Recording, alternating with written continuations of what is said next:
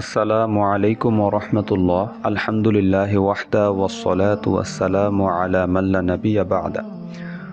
আজকের বিষয় হচ্ছে যে আঁশবিহীন মাছ খাওয়া কেন স্বাস্থ্যসম্মত নয়। ইমাম জাফর আস-সাদিক আলাইহিস সালাম থেকে বর্ণিত, তুমি মাছ খেও না যতক্ষণ না তার আঁশ থাকে। আল কাফি শেখ কুলাইনি খণ্ড 6 পৃষ্ঠা 219। ইমাম আলী আলাইহিস সালাম বলেছেন, সাগরে যা কিছু আছে তার মধ্যে যার আঁশ আছে তা খাও, আর যার আঁশ নেই তা খেও না।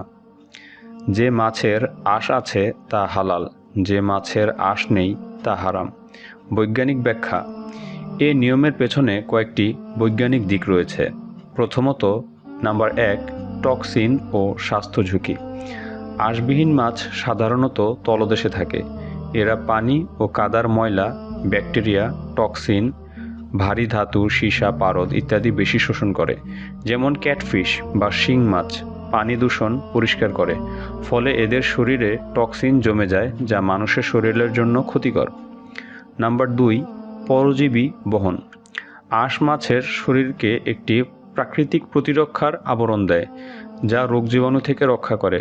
আঁশবিহীন মাছের দেহ নরম ও অনিরাপদ, ফলে এরা পরজীবী, কৃমি ও ব্যাকটেরিয়া বেশি থাকে। নাম্বার 3, পরিবেশগত ভূমিকা। আঁশবিহীন মাছ প্রায়শই পানি পরিষ্কার করার কাজে প্রকৃতি দ্বারা নির্ধারিত। এদের খাওয়া মানে প্রকৃতির ফিল্টার সিস্টেম নষ্ট করা এবং দূষণ মানবদেহে প্রবেশ করানো। নাম্বার 4, শরীরের গঠন ও হজমযোগ্যতা। আঁশযুক্ত মাছের প্রোটিন ও ফ্যাট সহজে হজম হয় এবং মানবদেহের জন্য উপযোগী। আঁশবিহীন মাছের শরীরে বেশি চর্বি, কোলেস্টেরল ও টক্সিন উপাদান থাকে, যা দীর্ঘমেয়াদে ক্ষতি করে। শিয়া মাযহাবে মাছকে আঁশ এর মাধ্যমে চিহ্নিত করা হয়েছে।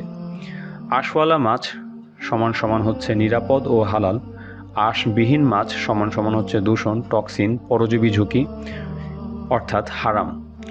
অতএব এটা শুধু আধ্যাত্মিক নয়, বরং বৈজ্ঞানিক দিক থেকেও মানুষের স্বাস্থ্য সুরক্ষার জন্য অত্যন্ত যুক্তিসঙ্গত। সুপ্রিয় সুধী, আমাদের এই ভিডিওটা দেখে আপনি বিভ্রান্ত হবেন না। যেমন আমরা সরাসরি হারাম বলছি না, আমরা বোঝাতে চাচ্ছি মূলত এগুলো স্বাস্থ্যের জন্য ক্ষতিকর।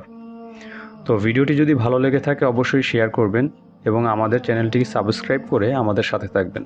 ধন্যবাদ। সুবহানাকা আল্লাহুম্মা ওয়া বিহামদিকা আশহাদু আল্লা ইলাহা ইল্লা আনতা আস্তাগফিরুকা ওয়া আতুবু ইলাইক।